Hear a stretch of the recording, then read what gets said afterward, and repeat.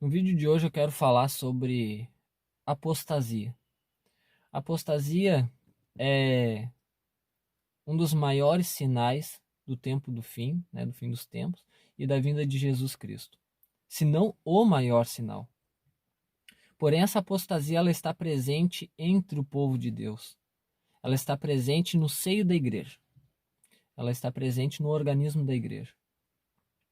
Podemos ver aí, né, ultimamente, tem pipocado as notícias a respeito de algumas posições polêmicas adotadas por alguns influenciadores evangélicos, né, líderes religiosos, né, representantes de religião, como por exemplo o Papa Francisco, tá? Que na minha opinião é o falso profeta de Apocalipse, tá? É a besta que sobe da terra de Apocalipse. Se não for o falso profeta, o qual prepara o caminho para o anticristo, o terreno para o anticristo agir, é o que melhor configura a personalidade do falso profeta. Porém, dentre todas as heresias e blasfêmias que ele vem cometendo desde que ele se tornou o pontífice máximo, né, de forma ilegítima, porque Bento XVI está vivo ainda, né, pelas suas posições completamente esquerdistas, né, progressistas, tais que não são compatíveis de forma alguma com as escrituras. Ou você é cristão, ou você é esquerdista, né? Porque as filosofias e os conceitos de ética e moral não se batem, são água e óleo, não se misturam. É o santo e o profano, tá? O que ele vem sustentando aí, as inúmeras blasfêmias que ele vem cometendo aí, né? Agora, o fato dele sustentar e defender a ideia de que pessoas do mesmo sexo, né, o povo do arco-íris, deva ter o direito aí de se unir, de se casar no civil, é um passo só para trazer isso para dentro da igreja. O problema que o problema é que isso daí está sendo sustentado, está sendo defendido por alguém que é um representante religioso. Ele é um pontífice máximo. Ele é um líder religioso, tá? No mínimo que se espera de um líder religioso é que tenha o conhecimento das escrituras, né? O mínimo que se espera. E ele tem o conhecimento das escrituras. Então, quando ele comete alguma blasfêmia, sustenta alguma heresia, não é por simples ignorância, é por livre e espontânea vontade. Eu quero que você se atenha nisso.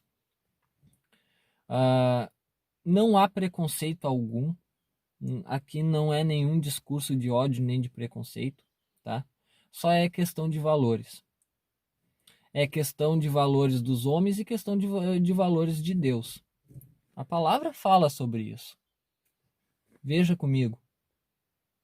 Abra sua Bíblia em 1 Coríntios, capítulo 6, versículo 9 e 10.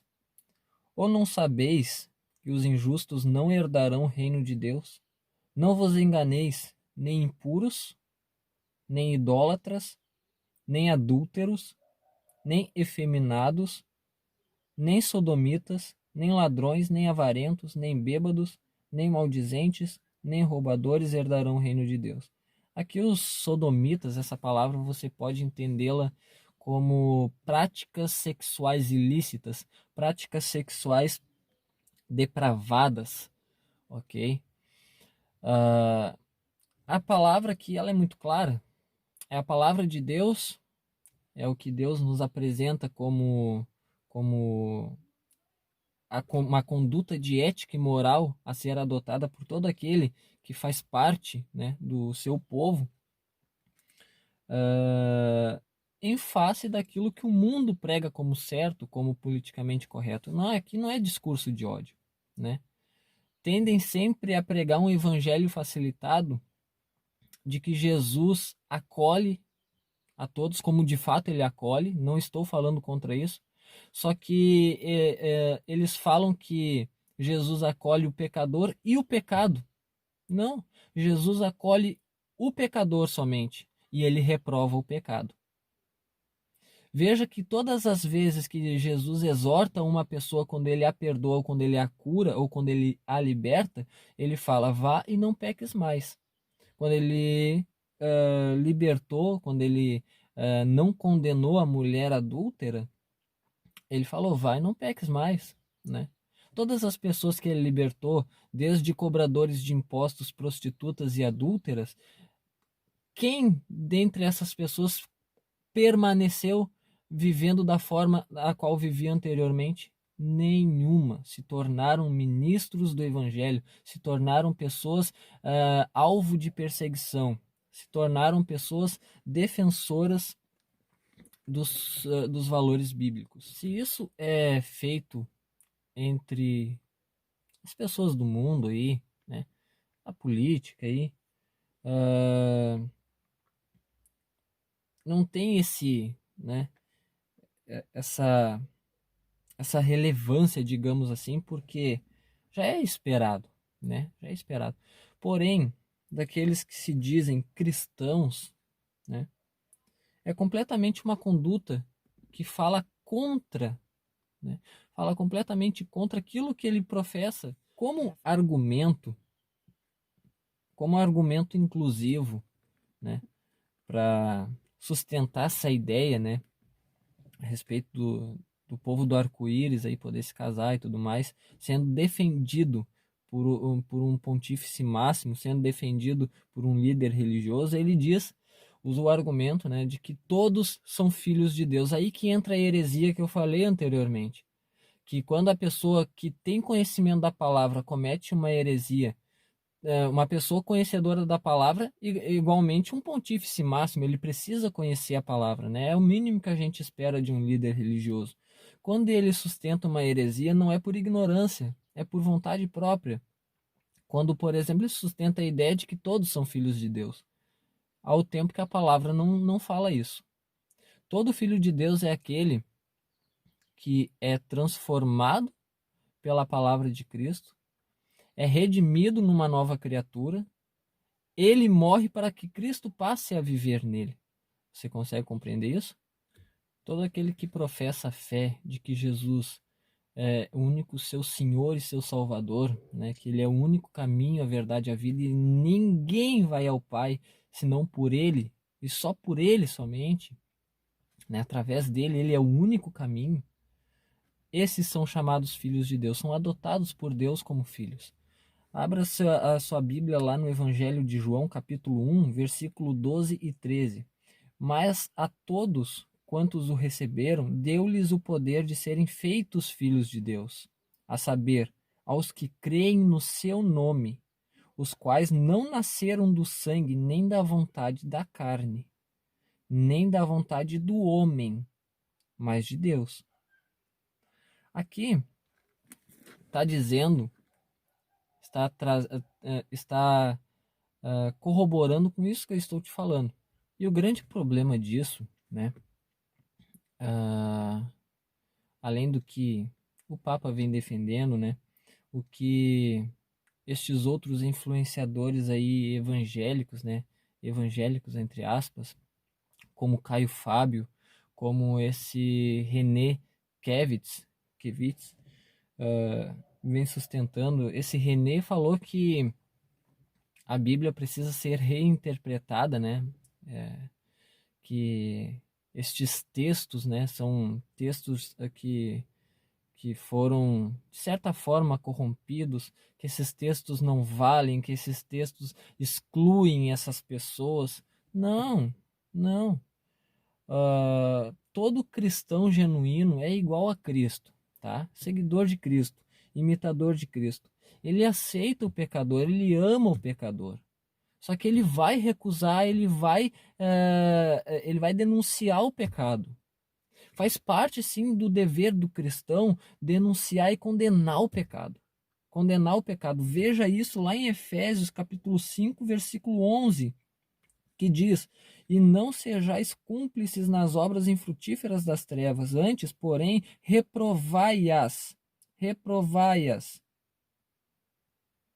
Você tem o dever de reprovar as obras das trevas. Não se calar hoje não é. Nós não estamos mais no tempo de nos calar. Abra sua boca e defenda o que é de valor eterno. A palavra de Jesus. E lá, em 2 Timóteo capítulo 4, vai dizer o seguinte: conjuro-te perante Deus e Cristo Jesus, que há de julgar vivos e mortos pela sua manifestação e pelo seu reino. Prega a palavra, insta, quer seja oportuno, quer não. Corrige, repreende, exorta com toda longanimidade e doutrina, pois haverá tempo em que não suportarão essa doutrina, pelo contrário, cercar-se-ão de mestres segundo suas próprias cobiças, como sentindo coceira nos ouvidos, e se recusarão a dar ouvidos à verdade, entregando-se a fábulas. São esses lobos aí que estão defendendo esse tipo de coisa, são lobos preparados, são lobos que estudaram este livro aqui para sustentar as suas heresias. São lobos preparados.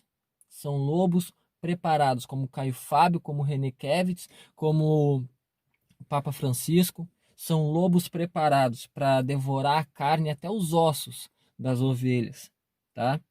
Porém, as pessoas que se aglutinam com eles é pelo simples fato delas quererem defender e validar, elas querem simplesmente justificar os seus erros, não querendo abandonar os seus erros. Isso não se chama amor a Deus, isso se chama apenas amar o erro e querer permanecer no erro. Isso se chama pecado acariciado. Essas pessoas se aglutinam com esse tipo de lobo porque cercar-se-ão de mestres segundo suas próprias cobiças. Esses mestres não vão pregar o que elas precisam ouvir, eles vão pregar o que elas querem ouvir.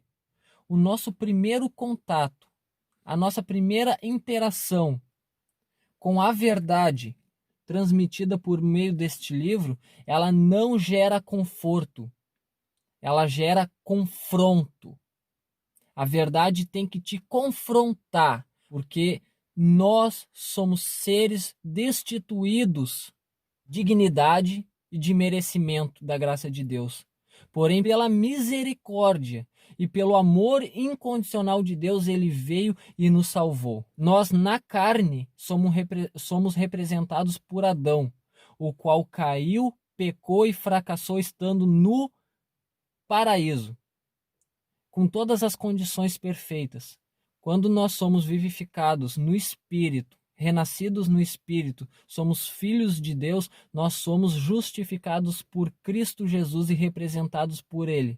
Aquele que, contrário a todas as condições, estando no deserto, com fome, castigado pelo sol, e ainda sendo tentado por Satanás, estando no deserto, ao contrário de Adão que estava no paraíso, ele foi vencedor, venceu a tentação e venceu Satanás. E venceu definitivamente na cruz do Calvário. Não são as condições. O evangelho que passa a mão por cima da sua cabeça não é o evangelho para a sua salvação, não está te apresentando Cristo, da forma que estes lobos vorazes estão fazendo. O principal perigo da pregação desses lobos, a parte mais perigosa da argumentação dessas pessoas é que elas vão colocar em xeque a inerrância da palavra de Deus. A palavra de Deus é inspirada por Deus. É inspirada por Deus. Leia o texto que eu coloquei aqui. A palavra aqui é inspirada por Deus. Ela é atemporal, ela é acultural. Ela não é vencida pelo tempo, muito menos por cultura. Entende? O principal erro e perigo desses argumentos sustentados por esses tipos de pessoas é o fato de colocar a inerrância e a confiabilidade da Bíblia em descrédito, em desconfiança. Lá na China, reescreveram a passagem de Jesus Cristo com a mulher adúltera. Eles reescreveram, botaram como que Jesus condenou a mulher, apedrejou a mulher. O Papa, ele está pregando contra a intolerância religiosa, mas ele faz como que isso partisse de dentro da igreja contra as outras religiões. Mas ele reafirmou um acordo com a China. A China que está perseguindo, matando cristãos por causa da fé que professam. Ele não falou em momento algum das igrejas que botaram fogo ali no Chile. Ele não se posicionou a respeito. Mas a intolerância religiosa parte de dentro da igreja, segundo ele. Reveja seus conceitos. Você que segue a homens e não segue a Deus. E para esses que acham que a Bíblia tem que ser reinterpretada, que tem que ser reescrita, eu vou finalizar com um texto aqui. Abra na última folha da Bíblia, em Apocalipse 22, versículo 19. E se alguém tirar qualquer coisa das palavras do livro desta profecia, Deus tirará sua parte da árvore da vida, da cidade santa e das coisas que se acham escritas nesse livro. Faça a sua escolha o seu lado. O lado de Deus ou o lado dos homens.